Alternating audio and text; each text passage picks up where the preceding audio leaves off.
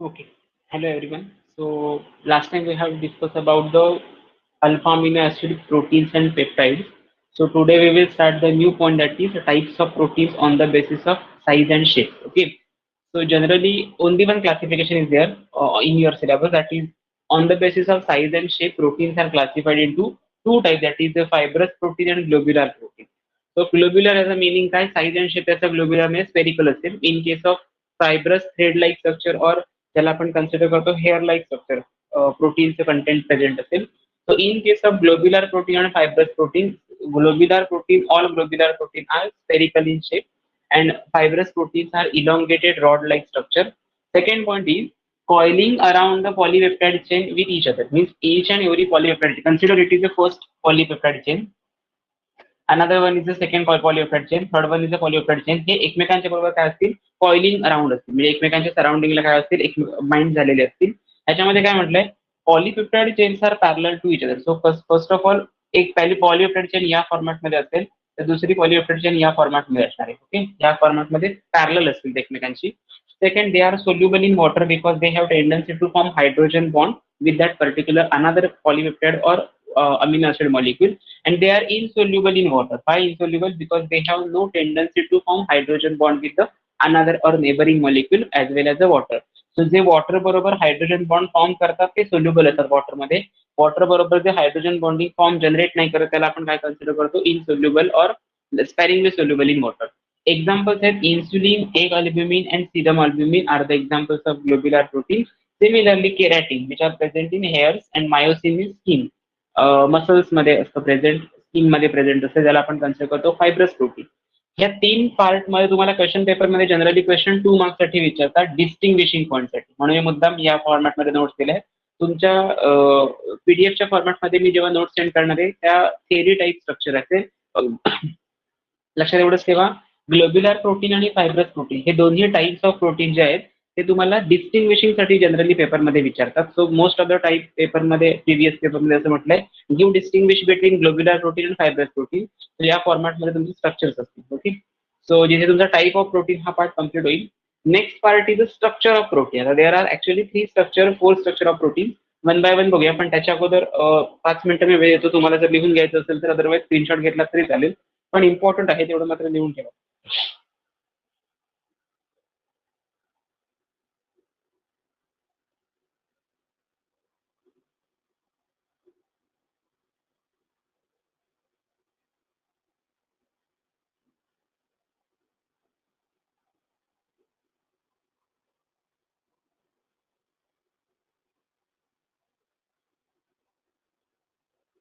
Completed?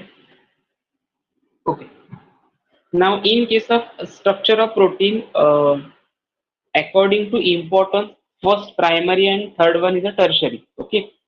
Primary आणि tertiary structure of जे protein आहे ते exam point of view important आहे. ऍक्च्युअली स्ट्रक्चर मध्ये काय काय लिहायचंय किंवा पॉईंट एक्सपेक्टेड काय, हा पॉईंट सिलेबस मध्ये येण्याचं रिझन काय, हा महत्वाचा पार्ट आहे सगळ्यात पहिल्यांदा. आता आपण असं इथे डिस्कस केलेलं, पहिल्यांदा ग्लोब्युलर प्रोटीन मध्ये सर्क्युलर शेपमध्ये, स्पेरिकल शेपमध्ये पॉलीपेप्टाइड चेन्स असतात, त्या कॉइल अराउंड राहिलेल्या असतात. याचा मिनिंग काय, पॉलीपेप्टाइडचा अर्थ काल आपण लास्ट लेक्चरला बघितला होता, one peptide bond or one peptide chain combine with another or join with another polypeptide chain through peptide bond, that is CONH linkage. बरोबर, त्याला आपण पेप्टाइड बॉन्ड असं कन्सिडर करतो. That CONH linkage further reacts with third molecule of peptide chain, that is third peptide chain. त्याला आपण consider करतो more than 10 झाले की आपण कन्सिडर करतो त्याला पॉलीपेप्टाइड. आता जर पॉलीपेप्टाइड तुम्हाला डिटरमाइन करायचे असतील, कुठले कंपाऊंड पॉलीपेप्टाइड आहे, कुठल्या कंपाऊंड्स मध्ये पॉलीपेप्टाइड नाहीये, त्याचं स्ट्रक्चर अनालाइज करणं इम्पॉर्टंट आहे.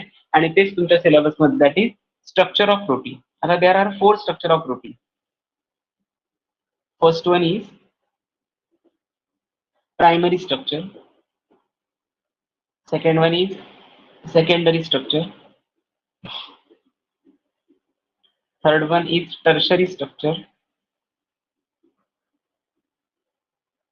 and last one is quaternary structure. Okay, आता याच्यावरती ऍज सच नोट येणार का, तर नाही, याच्यावरती नोट वगैरे काही येणार नाही. तुम्हाला पार्ट ए याचं रिप्रेझेंटेशन कसं असतं हा क्वेश्चन पेपर मध्ये क्वेश्चन असतो, आणि जनरली आला तर बीएसए मध्ये येईल. सो 1 लाईन मध्ये आन्सर असेल याचं. लक्षात एवढंच ठेवायचं, प्रायमरी स्ट्रक्चर कसं आयडेंटिफाय करतो आपण, In the primary structure of protein, the sequence of constituent alpha amino acid residues, sequence of alpha amino acid residues are joined in sequential manner. या प्रोसेसमध्ये काय असतो, प्रायमरी स्ट्रक्चर मध्ये अल्फा अमिनो ऍसिड रेसिड्यू आहे, तो sequential manner मध्ये एकमेकांबरोबर join झालेला असेल. आता तो कसा आयडेंटिफाय करायचा, तर हा झाला फर्स्ट पॉईंट. सेकंड पॉईंट मध्ये सांगायचं तुम्ही, amino acid residue represented by 3 letter symbol. काल आपण हे बघितलंय कालच्या लेक्चरला. 3 लेटर सिम्बॉल म्हणजे काय, कन्सिडर करूया ग्लायसिन नावाचं एक अमिनो ऍसिड आहे, त्याचा आपण सिम्बॉल इंडिकेट करतो GLY. These are the 3 letters. Alanine नावाचं एक कंपोनंट आहे, त्याला आपण ॲला असं कन्सिडर करतो, ALA. नेक्स्ट आहे ट्रिप्टोफॅन, नेक्स्ट असेल टायरोसिन, अजून असेल सेरीन, नंतर असेल ल्युसिन. सो ह्या सगळ्या कंपोनंट्स मध्ये आपण काय करतो, 3 लेटर सिम्बॉल यूज करतो, and generally they R represented by the bonds. आता हे तीनही जेवढे मॉलिक्युल्स आपण इथे घेतलेत, हे बॉन्ड्सच्या फॉर्मॅटमध्ये सेपरेट झालेले असतील. मीन्स व्हॉट, सिक्वेन्शियल मॅनर मध्ये ते एकमेकांबरोबर जॉईन झालेले असतात प्रायमरी स्ट्रक्चर मध्ये सगळे मॉलिक्युल. सेकंड मध्ये सांगितलं अमिनो, आता हे सिक्वेन्शियल मॅनर मध्ये अमिनो ऍसिड रेसिड्यू असतात, म्हणजेच कोण असतात, हे 3 लेटर सिम्बॉल्स जे असतात ते, and they are separated by the dashes, means single dash in between the 2 alpha amino acid residues. Third point मध्ये तुम्ही काय सांगणार, N terminal is present at extreme left hand side and extreme right hand side ला काय असणार आहे, C terminal. आता ह्याचा मिनिंग खूप समजायला पाहिजे. N terminal and C terminal याचा मिनिंग काय, ग्लायसिन हा मॉलिक्युल स्ट्रक्चर कसं त्याचं ग्लायसिनचं, NH2CH2COOH. ओके, हे स्ट्रक्चर आहे ग्लायसिनचं, हे स्ट्रक्चर आहे. त्याच्यातला जो नायट्रोजनचा पार्ट आहे NH2 हा एक्स्ट्रीम लेफ्ट हँड साईडला असला पाहिजे, आणि कार्बन जो असेल, जसं हा मॉलिक्युल ॲलानाइन कसा लिहिणार तुम्ही, NH2CH2HCOH या फॉर्मॅटमध्ये तुम्ही लिहिता. ओके, NH2 नो, इथे CH3 आहे, CH3CH NH2COH. Okay, one of the hydrogen atom of glycine get replaced with alanine. म्हणजे थोडक्यात काय, याच्यामध्ये पण चेक केलं तर नायट्रोजनचा पार्ट एक्स्ट्रीम लेफ्ट हँड साईडला आहे अमिनो ऍसिडच्या, आणि राईट हँड साईडला सी आहे. तसंच एक्स्ट्रीम लेफ्ट हँड साईडला एन टर्मिनल असेल, ज्याला तुम्ही कन्सिडर करता लेफ्ट हँड साईड, आणि एक्स्ट्रीम राईट हँड साईडला राईटला तुम्ही काय लिहिणार, जो लास्ट कंपोनंट असेल ल्युसिन, त्याचा जो COH ग्रुप असेल, कारण जनरल स्ट्रक्चर मध्ये NH2 आणि COH सेम असतं, म्हणूनच त्याला अमिनो ऍसिड असं म्हणतात. ओके, सो जो C टर्मिनलचा COH ग्रुप असेल तो एक्स्ट्रीम राईट हँड साईडला असेल, आणि लेफ्ट हँड साईडला काय असेल, एन टर्मिनल असेल. एवढंच 3 पॉईंट्स तुम्हाला प्रायमरी स्ट्रक्चरमध्ये लिहायचे. ओके, आता सेकंडरी टर्शरी स्ट्रक्चरचं मिनिंग सेम आहे.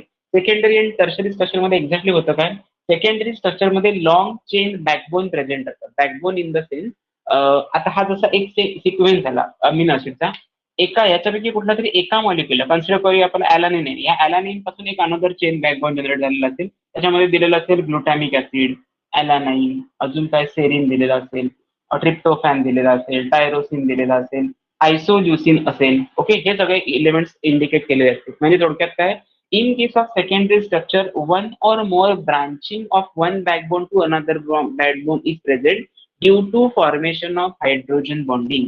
हे हायड्रोजन बॉन्डिंग मध्ये पॉसिबल होतं. म्हणजे प्रायमरी सेकंडरी स्ट्रक्चर मध्ये हायड्रोजन बॉन्डिंग कशामध्ये प्रेझेंट असतं, सेकंडरी स्ट्रक्चर मध्ये हायड्रोजन बॉन्डिंग प्रेझेंट असणार. Okay, tertiary structure of protein मध्ये काय केलं जातं, असे लॉंग पॉलीपेप्टाइड और पॉलीपेप्टाइड चेन्स combine together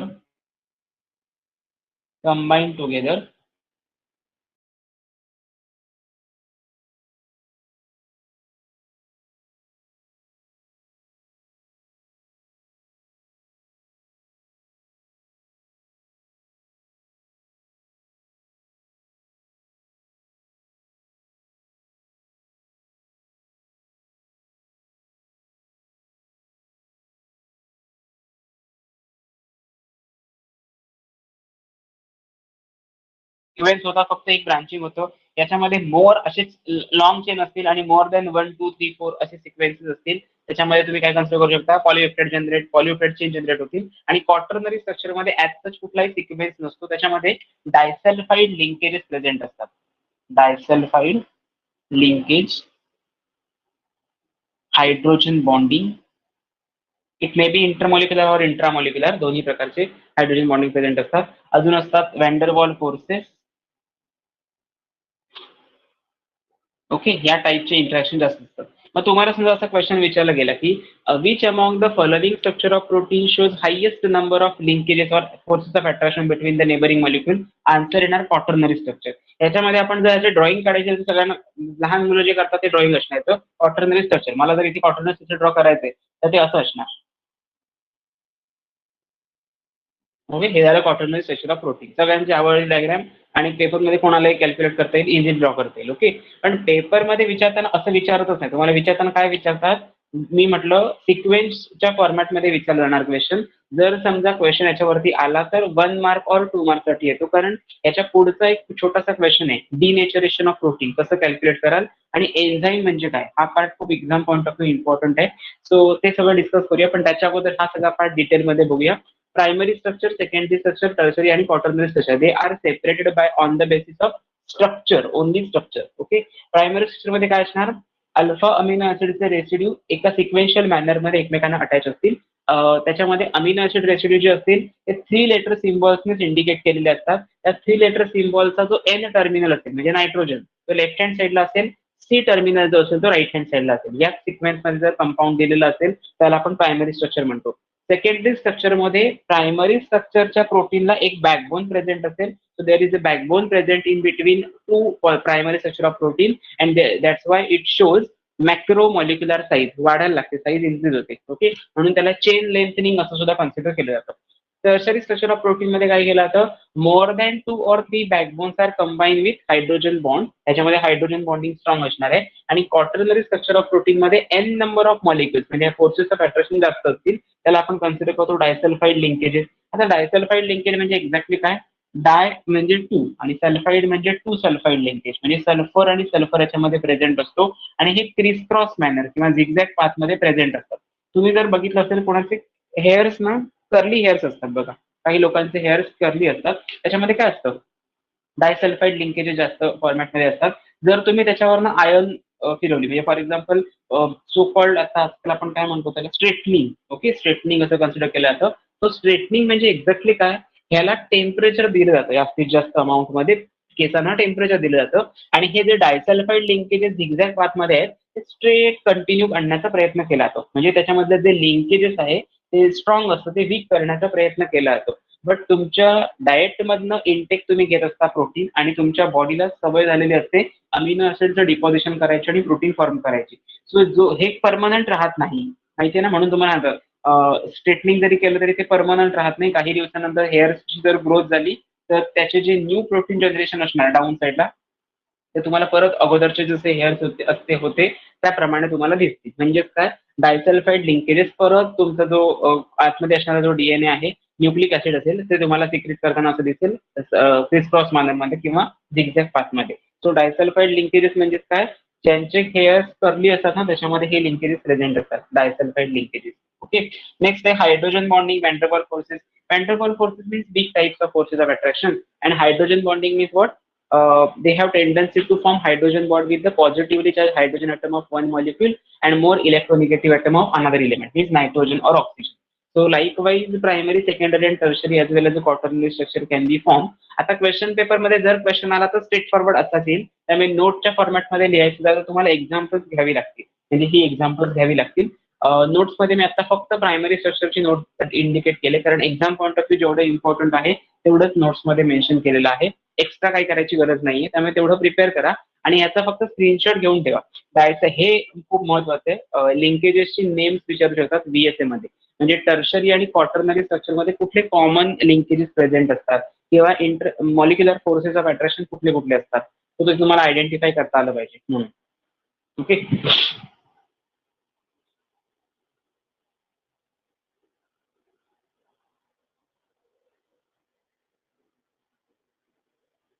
ठीक आहे. Next part is denaturation of protein. Denaturation of protein means what? Generally, some drastic conditions are applied on the structure of protein. म्हणजे एखादं प्रोटीनचं स्ट्रक्चर आहे आणि त्याच्यावरती समजा तुम्ही ड्रास्टिक कंडिशन्स अप्लाय केल्या. आता ऑब्व्हियसली आपण ड्रास्टिक कंडिशन्स कधी अप्लाय करतो, म्हणजे आपण लॅबमध्ये हिटिंग करतो आणि तुम्हाला प्रॅक्टिकलच्या वेळेस सांगितलं जातं boil this liquid up to 60 degree Celsius, boil this solvent up to 85 degree Celsius. मग तुम्ही काय करता, त्या कोनिकल फ्लास्कमध्ये सगळं सॉल्व्हंट घेता आणि थर्मामीटर आतमध्ये ऍड करता आणि बर्नर वरती ठेवून देता, बरोबर आहे. मग काय करतो, सॉल्व्हंटचं टेम्परेचर इन्क्रीज व्हायला लागलं की बर्नर किंवा तुमचा जो थर्मामीटर आहे तो तुम्हाला तो मर्क्युरीची व्हॅल्यू इन्क्रीज झालेली दाखवतो, दिसते आपल्याला, ते नेकेड आयजने आपल्याला दिसतं की त्याची व्हॅल्यू इन्क्रीज झाली. आता जर ती व्हॅल्यू इन्क्रीज झाली, हे 85 आणि 60 का सांगतात याचं रिझन काय, because rate of the reaction at particular temperature is highest. आपल्याला जी फिजिबल रिएक्शन पाहिजे, पॉसिबल रिएक्शन हवी, ती रिएक्शन त्यावेळी कम्प्लीट होत असते आणि म्हणून त्याला आपण कन्सिडर करतो optimum condition of temperature as well as a pressure. So optimum कंडिशनच्या पेक्षा जास्त जर आपण टेम्परेचर दिलं त्याला आपण कन्सिडर करतो ड्रास्टिक कंडिशन. म्हणजे 683 kelvin temperature, 1028 degree Celsius heating, म्हणजे आपण मेटलचं कन्व्हर्जन, आपण जेव्हा ओव्हर सॅम्पल मधनं मेटल एक्स्ट्रॅक्ट केला जातो प्युअर फॉर्म मध्ये, त्यावेळी या अटमोस्ट टेम्परेचरला ते मेटलची काय होते, आपण हिटिंग करत असतो. मग असंच प्रोटीनच्या फॉर्मॅटमध्ये पण होतं. So always higher temperature, strong acid, strong base and agitation. Okay, so these are generally non-covalent interactions which are generally responsible for specific denaturation of protein. Okay, so हे खूप इम्पॉर्टंट वर्ड आहेत आणि हे माहिती असायला पाहिजे. डिनेचरेशन म्हणजे काय, प्रोटीनचा सिक्वेन्स कुठेतरी ब्रेक केला पाहिजे, त्याच्यासाठी आपण हे करतो डिनेचरेशन ऑफ प्रोटीन. कुठले कुठले फॅक्टर्स अफेक्ट करतात त्याच्यामध्ये, पहिला येणार strong heat. Strong heat. Next आहे आपण बघितलं स्ट्रॉंग ऍसिड, बेसिस, एजिटेशन. ह्या ज्या सगळ्या प्रोसेस आहेत, कोॲग्युलेशन सुद्धा त्यातलीच एक प्रोसेस आहे. ह्या सगळ्या प्रोसेस थ्रू काय होतं, which are responsible for the denaturation or the breakdown of protein sequence. Protein sequence, okay, ह्यालाच आपण काय कन्सिडर करतो, डिनेचरेशन ऑफ प्रोटीन. आता हे कसं काय डन करतो आपण, स्ट्रॉंग हीट तर आपण अप्लाय करू शकतो, टेम्परेचर द्यायचं जास्तीत जास्त बर्नरमध्ये किंवा तुमच्या ज्या कुठल्या वेसलमध्ये रिएक्शन मिक्सचर ठेवायचं आणि हिटिंग करायचं, स्ट्रॉंग हिटिंग करायचं. ह्या प्रोसेस मधनं एक्झॅक्टली होतं काय, तर मॉलिक्युलर शेप जो असतो प्रोटीन आणि पेप्टाइडचा तो अल्टर होतो, चेंज होतो.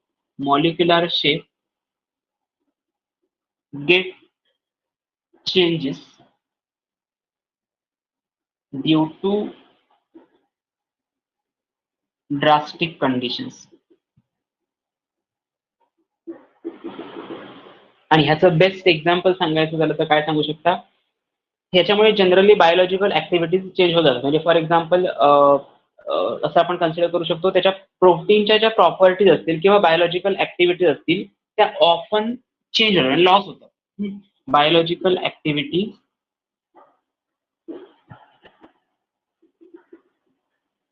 And shape of protein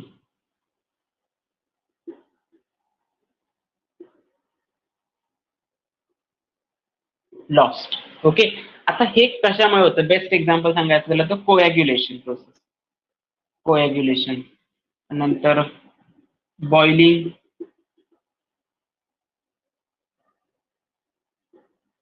boiling of egg, अजून काय सांगू शकतो, कोॲग्युलेशन म्हणू शकतो, किंवा milk to curd conversion. Okay, हे 3 आपल्याला एक्झाम्पल्स द्यायचे. पेपरमध्ये क्वेश्चन आला तर डिनेचरेशन ऑफ प्रोटीन वरती 2 मार्क्ससाठी नोट विचारली जाते. काय सांगतात, denaturation of protein means what, strong heat, acid and basis even though agitation also are the responsible factors for the breakdown of the protein sequences which are present in the polypeptide chain. This process is known as a denaturation. D stands for eliminate. Naturation म्हणजे काय, त्याचा जो sequence आहे, त्याचं जे structure आहे ते breakdown करायचं, स्टॉप करायचं. सेकंड मध्ये काय सांगितलंय, या प्रोसेसमुळे होतं काय, इफेक्ट काय होतात, तर molecular shape get changes due to drastic condition. Higher drastic कंडिशनमुळे तो जो कोव्हॅलंट, हे सगळ्या इंटरॅक्शन कसल्या आहेत, नॉन कोव्हॅलंट इंटरॅक्शन आहेत. लक्षात ठेवायचं, ह्या सगळ्या प्रोसेस आहेत, या कसल्या आहेत, नॉन कोव्हॅलंट इंटरॅक्शन्स आहेत. तो ज्या नॉन कोव्हॅलंट इंटरॅक्शन्समुळे काय होतं, त्याचा जो चेंज शेप असेल तो चेंज, मॉलिक्युलर शेप म्हणजे काय, मगाशी जे तुम्हाला सर्क्युलर, स्पेरिकल किंवा फायब्रस प्रोटीन आपण कन्सिडर करतो, ते शेप सगळे निघून जातात. आता हे परमनंट असतात का, तर नाही, टेम्पररी चेंजेस आहेत. हे बायोलॉजिकल ऍक्टिव्हिटी, त्याच्या बायोलॉजिकल ऍक्टिव्हिटीजला होय. म्हणजे फॉर एक्झाम्पल आपलं एग आहे, एग पासून काय तुम्हाला परत छोटं त्याच्यामध्ये पिल्लू असणार आहे, बरोबर आहे ना. सो ते जर तुम्ही बॉईल करायला घेतलात तर त्याचं प्रोटीन, त्याचं काय होतं, त्याला आपण कन्सिडर करतो डिनेचरेशन ऑफ प्रोटीन. म्हणजे काय, एक अल्ब्युमिनचं कन्व्हर्जन एग मध्ये होण्यापेक्षा एक अल्ब्युमिन मध्ये होतं. म्हणजे प्रोटीन सिंथेसिस, प्रोटीनचा सिक्वेन्स चेंज होत जातो, त्याचा साईज अँड शेप बदलते. मग त्याच्या बायोलॉजिकल ऍक्टिव्हिटीज ज्या असतात त्याच्यामध्ये पण चेंजेस होतात. आणि शेप ऑफ प्रोटीन म्हणजे फायब्रस किंवा ग्लोब्युलर प्रोटीन जो असेल तो पण बदलत जातो. याची एक्झाम्पल काय सांगितलंय, कोॲग्युलेशन प्रोसेस, त्याच्यानंतर बॉइलिंग ऑफ एग किंवा कोॲग्युलेशन ऑफ एग म्हटलं तरी चालेल, मिल्क आणि precipitation. Alternative example is best example precipitation. Precipitation म्हणजे काय, तुम्ही मिल्क मध्ये समजा लेमन ज्यूस टाकला आणि तुम्ही कंटिन्युअसली बॉईल करायला हीट करायला लागला, त्याच्यापासून पनीर जनरेट होतं, बरोबर आहे. पनीरचं तुम्ही सिक्वेन्स काय करता, सगळ्यात पहिल्यांदा त्यातलं जे एक्सेस ऑफ वॉटर असेल ते सोक करून घेता आणि पनीर असेल ते ड्राय कंडिशन मध्ये कोल्ड कंडिशनला ठेवून देता. म्हणजे त्याच्यातलं एक्सेस ऑफ वॉटर असेल ते इलिमिनेट करता. काय इलिमिनेट करता एक्सेस ऑफ वॉटर, कारण वॉटर इनसोल्युबल कंपोनंटला आपण प्रेसिपिटेट असं कन्सिडर करतो, वॉटर सोल्युबलला आपण मिक्सचर असं कन्सिडर करतो. समजा मिल्क मध्ये तुम्ही कुठला तरी इसेन्स टाकलात, इसेन्स इज ऑल्सो केमिकल, पण ते वॉटर सोल्युबल आहे, डायल्यूट फॉर्ममध्ये असतं, वॉटर सोल्युबल असतं, त्यामुळे ते प्रेसिपिटेट जनरेट करत नाही. पण प्रेसिपिटेट कोण जनरेट करतो, त्याच्यापासून निघालेला प्रोटीन कंटेंट आहे मिल्क पासून, तो कोॲग्युलेट झाला, एकत्र झाला, कंबाईन झाला, आणि त्याला आपण कन्सिडर करतो वॉटर इनसोल्युबल स्पेसिस ना precipitation. So these are the techniques or these are the examples of denaturation of protein. So this is important part for 2 marks. So just take a screenshot as well as write a note. Okay, denaturation of protein. Next part of your syllabus is enzymes. What are enzymes? What are the way of expressing that particular enzyme in particular specific reaction? ते कसे आपण दाखवू शकतो हे सगळं discuss करायचंय. त्यासाठी मी 2 मिनिटं तुम्हाला देतो. आधी याच्यावरती स्क्रीनशॉट काढून घ्या, अदरवाईज लिहून घेतला तरी चालेल.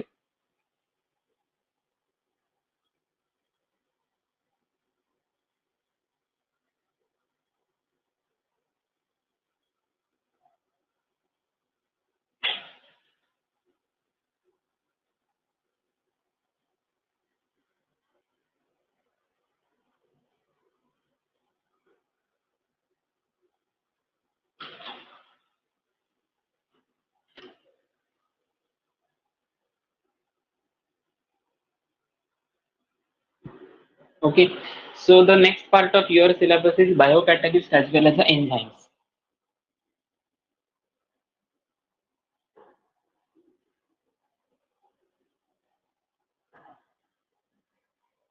Biocatalysts as well as enzymes.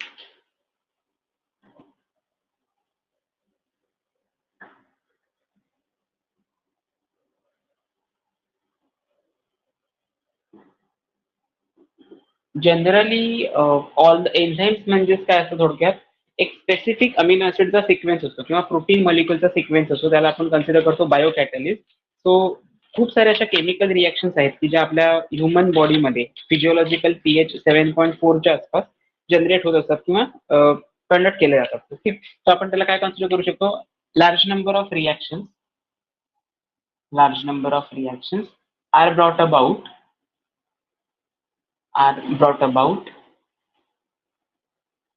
in our body at physiological pH 7.4 या pH रेंजला ब्लड मध्ये काही गोष्टी, म्हणजे ब्लड मध्ये म्हणजे बॉडीमध्ये कुठल्याही ह्या रिएक्शन कॅरी फॉरवर्ड केल्या जातात. आणि ह्याचं जे टेम्परेचर, ऑप्टिमम टेम्परेचर किती असतं, optimum temperature required for this is 37 degree Celsius. Means room temperature generally आपण कन्सिडर करतो 37 डिग्री सेल्सिअस. या प्रोसेसमध्ये काही बायोलॉजिकल कॅटॅलिस्ट असतात, ह्या कंडिशनला ऍक्टिव्ह असतात बायोलॉजिकल कॅटॅलिस्ट, आणि त्या बायोलॉजिकल कॅटॅलिस्टनाच आपण काय कन्सिडर करतो, एन्झाईम्स. ओके, सो तुम्ही काय लिहू शकता पेपरमध्ये, एन्झाईमची definition, large number of reactions are brought about in our body at physiological pH 7.4 and optimum temperature at 37 degrees Celsius, which gives rise to some biological actions or biological activities. So that biological catalyst, biologically active catalysts are called as the enzymes. Okay, आता second point, biologically enzyme म्हणजे हे जे enzymes आहेत किंवा बायोकॅटलिस्ट आपण त्याला consider करतो, they are specific in its action. म्हणजे स्पेसिफिक एन्झाईम हे स्पेसिफिक वर्क करत असतं. Okay, specific enzyme specific work करत असेल त्याला आपण कन्सिडर करतो they are specific in nature. आपण जसं केमिस्ट्रीमध्ये स्टिरिओ स्पेसिफिक, स्टिरिओ सिलेक्टिव्ह हे वर्ड यूज करतो, तसंच इच अँड एव्हरी एन्झाईम प्रत्येक प्रोसेससाठी काय असतात, स्पेसिफिक असतात. आता याचं एक्झाम्पल सांगायचं झालं तर काय सांगू शकता, इन्सुलिन नावाचं एक एन्झाईम आहे की जे काय करतं, ब्लड शुगर लेवल मेंटेन ठेवण्याचं काम करतो. असं नाही कन्सिडर करायचं इन्सुलिन घेतलं की ब्लड शुगर लेवल लेस असते किंवा मोर होते, असं काही नाही. ब्लड शुगर लेवल मेंटेन ठेवण्याचं काम करतं ते. ओके, हे जनरेट कशामधून होतं, पॅनक्रियाज मधून, पॅनक्रियाज मधनं सिक्रेशन होतं. Similarly sex hormones, sex hormone हा सुद्धा काय एक एन्झाईमच आहे. सो हा जो पार्ट आहे तुमचा म्हणजे आपण ज्याला म्हणतो हार्मोनल सिक्रेशन, हे कशामधनं, सो टेस्टोस्टिरोन आणि प्रोजेस्टेरॉन आणि प्रोजेस्टेरॉन याच्यामधनं मेल आणि फिमेल हार्मोन्स आहेत ते सिक्रेट होत असतात. त्याचं फंक्शन काय, रिप्रोडक्शन. ग्रोथ अँड डेव्हलपमेंटसाठी एसीटीएच हार्मोन असतो, थायरॉइड हार्मोन आहे, जो थायरॉक्सिन नावाचा हार्मोन सिक्रेट करतो आणि तुमच्या थायरॉइड ग्लँड मधनं तो सिक्रेट होतो. तर लक्षात एवढंच ठेवायचं, हे जे सगळे अमिनो ऍसिड किंवा एन्झाईमचे जे काही पार्ट आहे पॅनक्रियाज मधनं सिक्रेट होणारे, हे सगळ्याचे सगळे काय करत असतात, बायोलॉजिकल ऍक्टिव्हिटी कंट्रोल करण्याचं काम करतात. त्यामुळे त्याला बायो कॅटलिस्ट असं कन्सिडर करायचं. Catalyst means enhance the rate of reaction and bio catalyst means for biological active species असते म्हणून. Okay, so this is the enzyme. आता या पार्ट मध्ये exam point of view question आतापर्यंत काय विचारलाय, व्हॉट आर एन्झाईम असा क्वेश्चन असतो, कंटिन्यू क्वेश्चन असतो आणि ते सांगतात discuss the enzyme catalytic action with respect to various application. Okay, various application indicate करा, सांगा. आणि एन्झाईम कॅटॅलिटिक बायोकॅटॅलिस्ट आपण जे म्हणतो ते प्रूफ करून दाखवा. ते कशावरनं बायोकॅटॅलिस्ट हे सांगायचे त्यांना. सो याच्यासाठी एक महत्वाचं मॉडेल आहे, त्याला आपण म्हणतो लॉक अँड की मॉडेल. ओके, सो मी तुम्हाला त्याची नोट सांगतो काय आहे ती. जनरली theoretical part आहे. Action of an enzyme on a substrate is described by lock and key model. Okay, lock and की मॉडेल काय ते बघूया.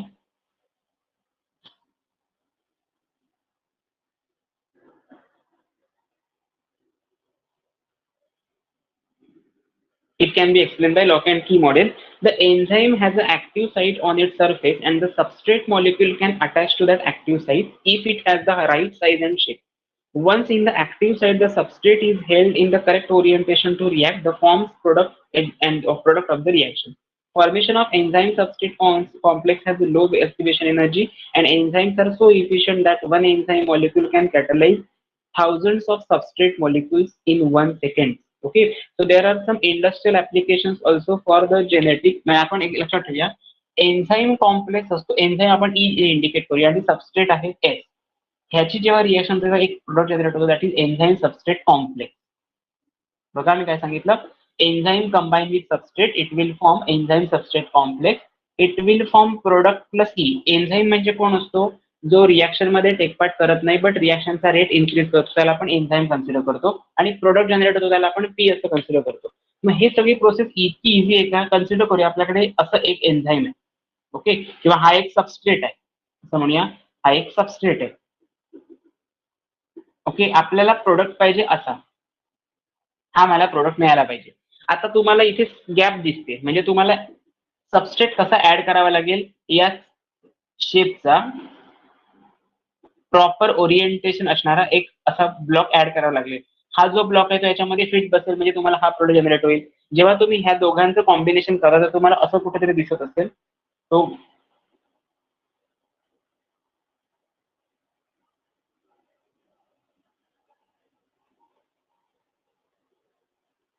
या फॉर्मॅटमध्ये दिसत असणार. म्हणजे काय, ऍक्च्युअल स्ट्रक्चर हे इकडचं आहे, त्याच्यामध्ये तुम्ही सबस्ट्रेट कॉम्प्लेक्स फिट बसवलात म्हणजे ह्या प्रॉपर ओरिएंटेशन बरोबर त्याचं जर बाइंडिंग झालं तर त्याला तुम्ही काय कन्सिडर करू शकता, प्रोडक्ट.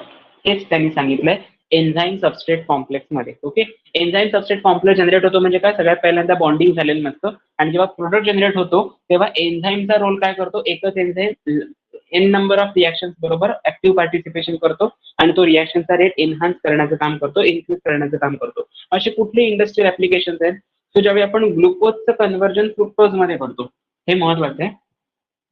ऍप्लिकेशन्स मध्ये applications, glucose get converted into fructose fructose त्याच्यासाठी आपण एक एन्झाईम यूज करतो, दॅट इज ग्लुकोज आयसोमेरेज. ग्लुकोज आयसोमेरेज याचं मिनिंग काय?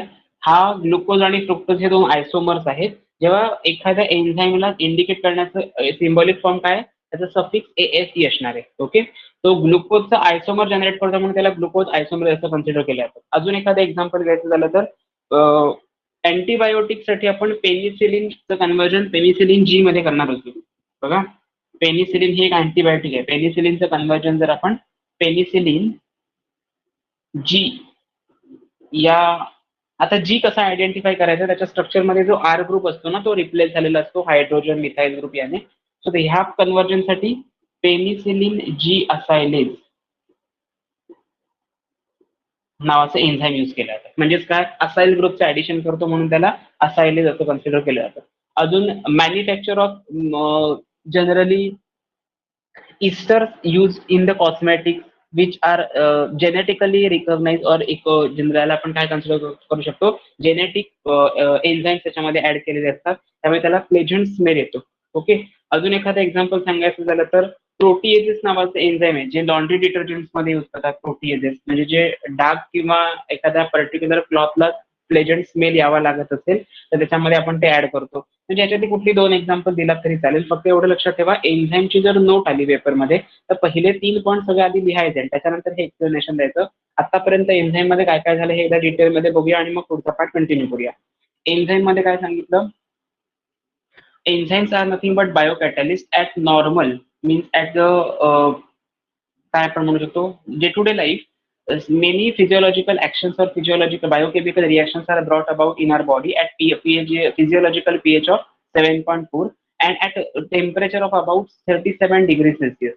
आता ह्या दोन कंडिशन्स ना ऑप्टिमम पीएच आणि ऑप्टिमम टेम्परेचर मध्ये काय होतं, रेट ऑफ रिएक्शन इन्क्रीज होतो and this catalyzes some biological actions and that biological actions are considered or biocatalyst are considered as enzymes. Enzymes are specific in its action, हा झाला तुमचा second point. आणि third point मध्ये त्याची examples द्यायची. समजा insulin नावाचं एन्झाईम आहे तर ते पॅन्क्रियास मधून सिक्रेट होतं आणि ब्लड शुगर लेवल मेंटेन करतं. Hormones is an enzyme generally secrete होतात प्रोजेस्टेरॉन टेस्टोस्टेरॉन मेल आणि फिमेल मध्ये, त्याचं फंक्शन असतं रिप्रोडक्शन. तर हे जे दोन्ही पार्ट आहेत म्हणजे एन्झाईम्सचे पार्ट आहेत, त्याच्यानंतर त्याचं फंक्शन आणि त्याचं सिक्रिशनचा सोर्स, ह्या सगळ्याची एक नोट प्रिपेअर करायची. नंतर हेडिंग द्यायचं enzyme substrate mechanism. So when any enzyme combine with substrate with proper orientation, it will form enzyme substrate complex. And after enzyme substrate complex formation, it is a reversible process, but it is irreversible. It will form desired product with the liberation of your enzyme. So हे diagram draw केला तरी चालेल किंवा theoretical लिहिला तरी चालेल. या मॉलिक्युलचं या मॉलिक्युल बरोबर स्पेसिफिक ओरिएंटेशन झाल्याशिवाय आपल्याला डिझायर्ड प्रोडक्ट मिळत नाही. हे कधी होतं, जेव्हा एन्झाईमची स्पेसिफिक ऍक्टिव्हिटी काहीतरी रोल प्ले करते सबस्ट्रेट सोबत, तेव्हा तुम्हाला प्रोडक्ट मिळतो काहीतरी डिझायर्ड. ओके, त्याच्यामध्ये ऍप्लिकेशन काय, ग्लुकोजचं कन्व्हर्जन फ्रुक्टोज मध्ये होतं ग्लुकोज आयसोमरेज सोबत रिएक्शन केल्यावर. पेनिसिलिनचं कन्व्हर्जन पेनिसिलिन G मध्ये होतं पेनिसिलिन G असायलेज नावाचं एन्झाईम यूज केल्यावर. Okay, so this is all about your enzyme substrate mechanism और एन्झाईम कॉम्प्लेक्स थिअरी. आता हा पेपरमध्ये येणारा क्वेश्चन आहे का, तर मला नाही वाटत. मला वाटतं एन्झाईमची पहिली फक्त डेफिनेशन आहे आणि डिनेचरेशन ऑफ प्रोटीनची डेफिनेशन, हे डिफाईन द टर्म साठी क्वेश्चन एक्सपेक्टेड आहे, त्यामुळे त्याच्यावरती जास्तीत जास्त फोकस करा. ओके, इथे तुमचा सेकंड अमिनो ऍसिड आणि प्रोटीन नावाचा जो सेकंड तुमचा बायोमॉलिक्युल होतो तो कम्प्लीट होतो. आणि लास्ट बायोमॉलिक्युल तुमच्या सिलेबस मधला येतो म्हणजे कुठला, न्यूक्लिक ऍसिड. ओके, तो स्टार्ट करूया. न्यूक्लिक ऍसिडचं स्ट्रक्चर कसं असतं, त्याच्यामध्ये काय काय पॉईंट्स आहेत, त्याचे कुठले टाइप्स आहेत, ते सगळं डिस्कस करूया.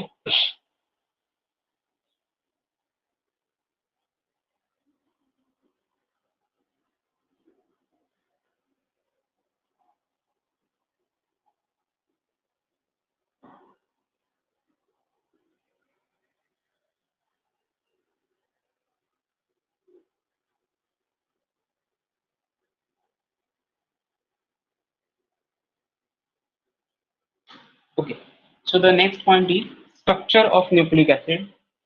Structure of nucleic acid. याची नोट पेपर मध्ये जनरली विचारली जाते. इम्पॉर्टंट पॉईंट आहे हा. The nucleic acid that is दोन टाईपचे न्यूक्लिक ऍसिड आहेत माहिती आहे आपल्याला, डीएनए आणि RNA.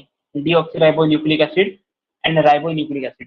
So that DNA and RNA which are the generally they are considered as the polymers of nucleotides. Polymers of nucleotides which are formed by 3-OH group of 3-OH म्हणजे काय, third कार्बनचा hydroxyl group of one nucleotide to 5-OH of other nucleotide. Okay, ह्या दोन nucleotide एका न्यूक्लियोटाइडचा 3-OH आणि दुसऱ्या न्यूक्लियोटाइडचा 5-OH याच्यामध्ये combination होतं, कंबाईन होतं आणि आपल्याला काय मिळतं, न्यूक्लिक ऍसिडचं एक स्ट्रक्चर जनरेट होतं. ह्या दोन न्यूक्लियोटाइड चेन्स आहेत ते एकमेकांपासून काय असतात, सेपरेट झालेले असतात. So 2 nucleotide chains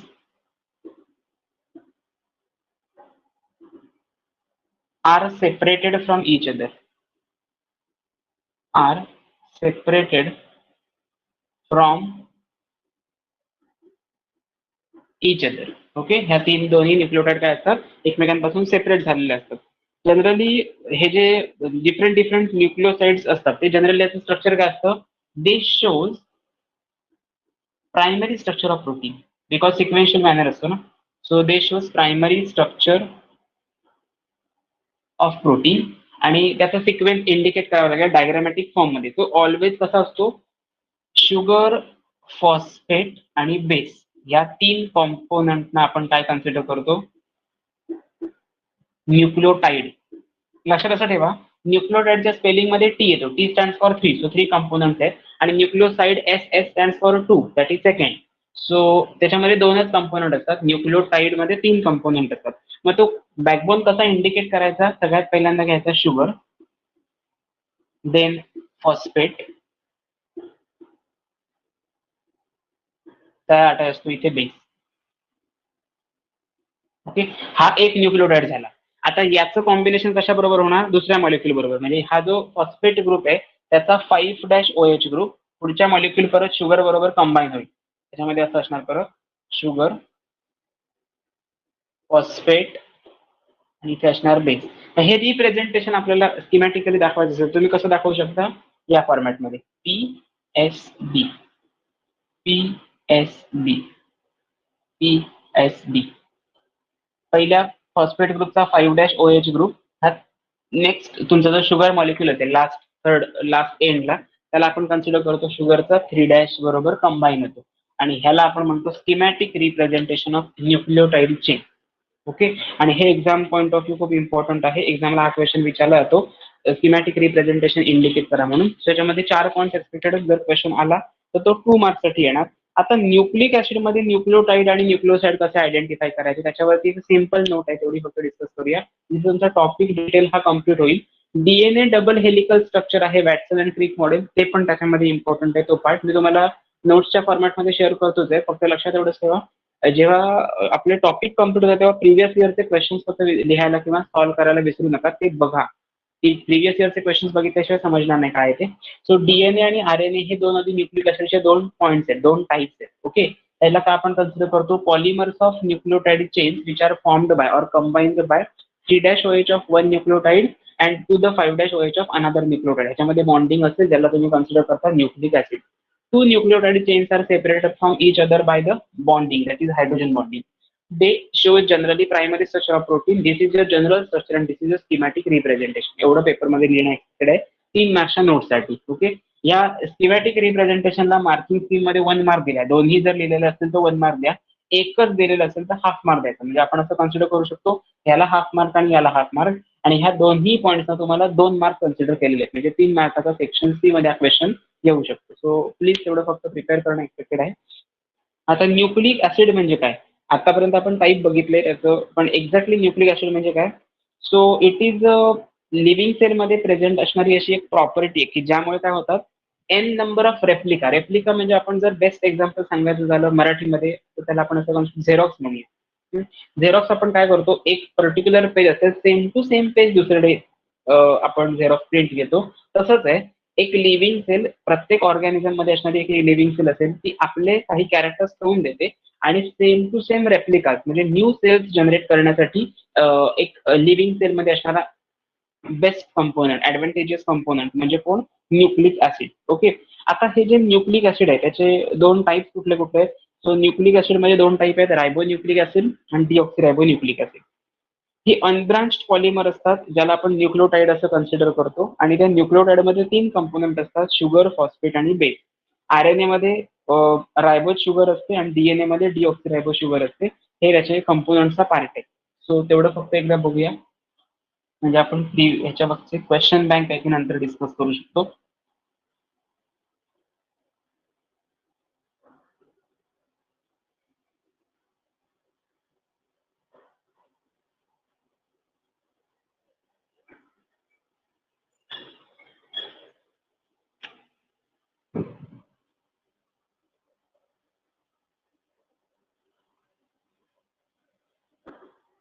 okay, nucleic acid मध्ये आपण काय काय लिहू शकतो? It is a remarkable property of living cells, remarkable property of living cells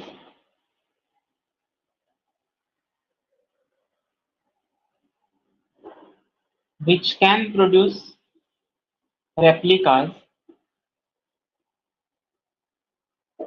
okay, हे रिमार्केबल लिव्हिंग सेल्स मध्ये असणार. रेप्लिकाज म्हणजे काय आपण सांगितलं, झेरॉक्स असं वर्ड लक्षात ठेवायचं. सो त्याच्यामुळे थाउजंड ऑफ न्यू जनरेशन म्हणजे थ्रू द नेक्स्ट जनरेशन असं आपण consider, through the generation to generation or next generation. Okay, this is your first point. त्याच्यामध्ये सेकंड पॉईंट काय सांगितलं, न्यूक्लिक ऍसिड हे जनरली कोण असतात? So generally they are of two type. First one is RNA, next one is DNA. RNA आणि DNA, हे RNA आणि DNA generate होण्यासाठी आपण काय यूज करतो? न्यूक्लियोटाइड. म्हणजे थर्ड पॉईंट मध्ये तुम्ही काय लिहिणार? न्यूक्लियोटाइडची डेफिनेशन. इट इज, न्यूक्लियोटाइडची डेफिनेशन बेस्ट काय सांगू शकता? Unbranched polymer of, unbranched polymers of repeating three components, that is sugar, phosphate and base. Unbranched polymer म्हणजे त्याच्यामध्ये कुठलाही ब्रांचिंग प्रेझेंट नसेल, लिनियर चेन असेल. Repeating three component, repeating monomers म्हणजे काय? जे तीन कंपोनंट असतील ते शुगर, फॉस्फेट आणि बेस. त्याच्यामध्ये तीन कंपोनंट जे असतात त्याच्यामध्ये आरएनए मध्ये कुठला असतो part? In case of RNA बाकी सगळं सेम असतं, बेस सेम असतो, फॉस्फेट ग्रुप पण सेम असतो, बट शुगर जी असेल त्याला काय म्हणून कन्सिडर करतो? रायबोज शुगर, डी रायबोज शुगर अशी असते. आणि डीएनए मध्ये काय असणार? डीऑक्सिरायबो शुगर, डीऑक्सिरायबोज शुगर. ओके, बाकी सगळं सेम. म्हणून ह्याचे दोन कंपोनंट पडतात, आरएनए आणि डीएनए. ओके, आता ह्याचं स्ट्रक्चर, जर स्ट्रक्चर ड्रॉ करायची कन्सिडर केला तर याच्यामध्ये कॉमन पार्ट असा असतो, it is a 5 membered oxygen containing compound. त्याच्यामध्ये तुम्ही असं कन्सिडर करू शकता, ह्याच्या हा झाला कार्बन नंबर 1 2 3 4 अँड तुमचा इथे असणार 5 कार्बनला CH2OH प्रेझेंट असतो, इथे H, इथे OH, इकडे OH आणि इकडे OH. ओके, बाकीचं हायड्रोजन प्रेझेंट असणार. या केसला आपण कन्सिडर करतो डी रायबोज. आता 2 डी रायबोज याचा अर्थ काय असणार? सेकंड कार्बनचा जो हायड्रोक्सिल ग्रुप आहे तो इलिमिनेट होणार, त्याला आपण डीऑक्सी असं कन्सिडर करतो. सो हे स्ट्रक्चर फक्त एवढंच राहणार. या कंपाऊंडला तुम्ही कन्सिडर करता DNA, deoxy ribose sugar.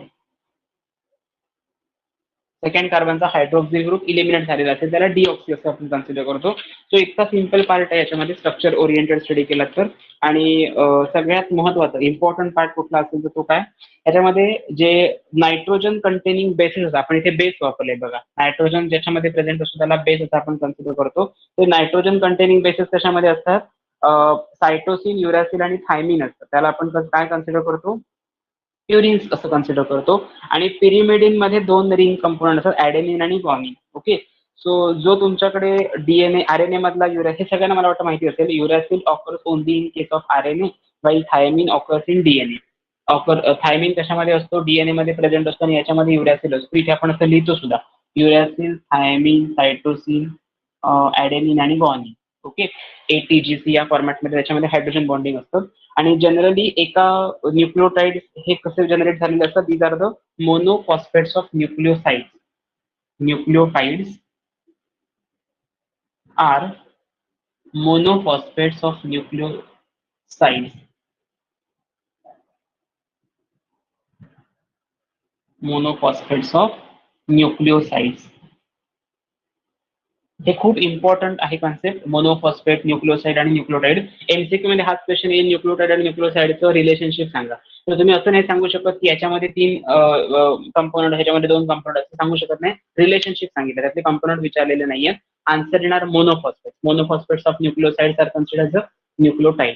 Okay, so on that particular basis nucleic acid मध्ये एवढे पॉईंट एक्सपेक्टेड आहेत. काय काय सांगितलं आपण? It is a nucleic acid हे रिमार्केबल प्रॉपर्टी लिव्हिंग सेल्स मध्ये प्रेझेंट असते की जी स्वतःसारख्या डिफरंट सेल्स जनरेट करू शकते, रेप्लिका जनरेट करू शकते from one generation to another generation. There are 2 types of nucleic acid, RNA आणि DNA. RNA चा सिंबल असतो रायबोन्यूक्लिक ऍसिड, डीएनएचा सिंबल डीएनएचा फुल फॉर्म असतो डीऑक्सीरायबोन्यूक्लिक ऍसिड. RNA आणि DNA ची 2 स्ट्रक्चर ड्रॉ करायची. त्यामध्ये सांगायचं न्यूक्लिओटाइड सिक्वेन्स म्हणजे काय? So it is unbranched polymers of repeating monomers of 3 components, sugar, phosphate and base. It is considered as a nucleotide. RNA मध्ये काय काय असतं? बेस, फॉस्फेट आणि रायबोज शुगर प्रेझेंट असते. DNA मध्ये हे 2 आपण दिले ते एक्सप्लेन करतोय फक्त. बेस, फॉस्फेट आणि डीऑक्सीरायबोज शुगर असते. डीऑक्सी म्हणजे काय? ह्याला 2-डीऑक्सीरायबोज शुगर असं म्हणतात, कारण सेकंड कार्बन हा जो नंबर आहे 1, 2, 3, 4 आणि 5, जो सेकंड कार्बनचा हायड्रॉक्सिल ग्रुप असतो तो DNA मध्ये ऍबसेंट असतो आणि रायबोज शुगर मध्ये तो काय असतो? प्रेझेंट असतो. त्याला आपण काय कन्सिडर करतो? 2-डीऑक्सीरायबोज शुगर. आणि nucleotides are the monophosphates of nucleoside. So this is a remarkable tip for determination of nucleotide and nucleoside. Okay, एवढे 5 पॉईंट्स लिहायचे. स्ट्रक्चरला 1 मार्क असणार, त्यामुळे तुमचे 6 पॉईंट्स होतील. आला क्वेश्चन तर 2 to 3 मार्क्स पर्यंत येऊ शकेल. ओके, जिथे तुमचा बायोमॉलिक्युल मधला जो important part exam point of view आहे तो सगळा पार्ट कव्हर केलाय. त्याच्या नेक्स्ट लेक्चरला आपण काय करूया, ह्याचे क्वेश्चन बँक आहे बघा, बायोमॉलिक्युल्सची क्वेश्चन बँक आहे, ते डिस्कस करूया. PYQ सिरीज जी आहे ती डिस्कस करूया. याच्यामध्ये कुठलेही प्रॉब्लेम्स वगैरे असं काही पार्ट नाहीये. ओके, न्यूमेरिकल वगैरे त्याच्यात काही नाही, थेरॉटिकल टोटल टॉपिक आहे. म्हणजे आपले जवळपास असं कन्सिडर करायला हरकत नाही. हॅलोजन डेरिव्हेटिव्ह, अल्कोहोल, फिनॉल, इथर, अल्डिहाइड, कीटोन, अमाइन, बायोमॉलिक्युल्स, हे 5 टॉपिक पेपर 2 चे झाले आहेत. आणि पेपर 1 मध्ये तुमचा सोल्युशन आणि केमिकल कायनेटिक्स हे 2 टॉपिक कम्प्लीट झाले. ओके, नेक्स्ट लेक्चरला आपण काय कन्सिडर करूया, ह्याची क्वेश्चन बँक बघूया सगळी. आणि पेपर 1 मधला थर्ड नेक्स्ट टॉपिक आहे I think ionic equilibrium as well as a chemical thermodynamics. Chemical thermodynamics start करूया. लेंदी टॉपिक आहे, तो कम्प्लीट व्हायला पाहिजे लवकर. म्हणजे जवळपास आपल्याला आज डेट आहे तसं कन्सिडर करायला गेला तर 13 च्या आसपास. मग 20 पर्यंत आपला केमिकल थर्मोडायनेमिक्स कम्प्लीट जेवढा होईल तेवढा कव्हर करूया. 20 पासून तुम्हाला सुट्टी असणार आहे. 21 to 29 पर्यंत मला वाटतं तुम्हाला सुट्टी असेल. 30 पासून तुमचं परत लेक्चर चालू होईल. त्यावेळी तो पार्ट इनकम्प्लीट राहिला असेल तर तो कम्प्लीट करू. जर कम्प्लीट झाला असेल तर काही प्रॉब्लेम नाही. उद्या जरी संडे असला तरी सुद्धा संडेला उद्या लेक्चर असणार आहे. मॉर्निंगला पॉसिबल असेल तर लेक्चर असेल. जर समजा उद्या नसेल लेक्चर तर मी तुम्हाला तसा मेसेज करून ठेवेन. ओके, सो मोस्ट प्रोबॅबली जर लेक्चर असेल तर मॉर्निंगला असेल, अदरवाईज नसेल. जर मंडेला जर आपण घेणार असू तर मंडेला आपण त्याची क्वेश्चन बँक वगैरे प्रिपेअर करू शकतो. काही प्रॉब्लेम येणार नाही तेवढा. आणि सिलेबस ऑन ट्रॅक आहे, त्यामुळे त्याचं काही टेन्शन घेऊ नका.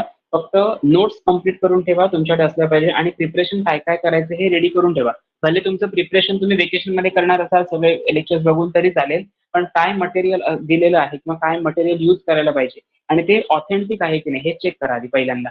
त्याच्याशिवाय काही वाचायला वगैरे घेऊ नका तुझं. सो इम्पॉर्टंट जेवढं आहे तेवढंच घेतलंय, सो तेवढं प्रिपेअर करणं एक्सपेक्टेड आहे. त्याच्यामध्ये काही डाऊट असेल आतापर्यंत झालेल्या पार्टमध्ये किंवा झालेल्या सिलेबसमध्ये तर कधीही कॉल केला तरी चालेल. आणि नोट्स कम्प्लीट करा. मी आत्ताच्या ज्या नोट्स आहेत त्या तुम्हाला पीडीएफच्या फॉर्मॅटमध्ये स्टडी मटेरियल सेशनमध्ये अपलोड करतोय. आत्ताचं लेक्चर पण लगेचच अपलोड होईल. नेक्स्ट लेक्चरला म्हणजे मोस्ट प्रोबॅबली उद्या सुट्टी असेल, बघूया आपण. शक्यतो जर संडे आहे त्यामुळे कदाचित उद्याचा दिवस सुट्टी असेल. मंडेला तुम्हाला हे मात्र असणार, that is your question bank. Okay, Mandela question bank सगळे डिस्कस करूया. आणि ट्यूजडेला पासून पुढचा तुमचा केमिकल थर्मोडायनेमिक्स नावाचा जो टॉपिक आहे तो चालू करूया. फ्रायडे पर्यंत आपल्याला टाइम मिळतो, त्याच्यामध्ये जेवढा होईल तेवढा आपण कव्हर करू. त्यातले मोस्ट 2 डेरिव्हेशन खूप इम्पॉर्टंट. आणि सुरुवातीचा जो टर्मिनॉलॉजीचा पार्ट आहे, extensive property, system surrounding universe, तो पार्ट डिटेलमध्ये एक्सपेक्टेड आहे, करायला पाहिजे तो. सो तो प्रिपेअर करूया. ओके, ठीक आहे. काही डाऊट असेल तर विचारा, नसेल तर आपण मग लेक्चर स्टॉप करूया.